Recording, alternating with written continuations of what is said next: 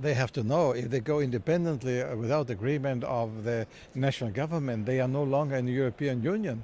They cannot have it both ways. Create new conflicts, but expect everybody to accept them and receive them in the European Union. Let's be realistic. Let's fight for improvement of the living conditions and not for the destruction of what we reached in the last decades. Finally, it's up to the Spanish citizen to decide if they want to have a referendum or not. But for me, it is very important to underline the necessity to stick together, to solve the problems together in Spain after so many years where Catalonians, Basques, Asturians, and everybody has been working together for a better Spain. That's the issue. Working for jobs in Spain, that's the issue. Working against poverty in Spain, that's the issue, and not the independence of Catalonia. Well, it's up to the countries to think about it, what's the best way. But again, I think we should also see that, for example, Catalonia and Spain are so closely connected. And if one starts, then we have the same problem in the Basque Country and in other regions. So let's not destroy what we reach, let's build on it. And give everybody a chance, but not say, okay, we are richer, we go out of Spain. That is not a solution for the Spanish problem and for the European problems.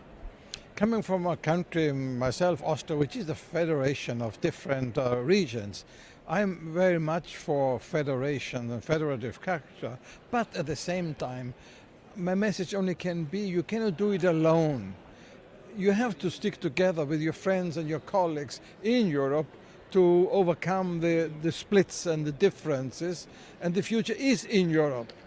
And that is, I think, the main message, and therefore I think that finally also the Scots and the Catalans will say, let's have perhaps a better situation in our country, but let's not turn against Europe, but let's fight for a common Europe. It is a threat that anti-European extremist parties win.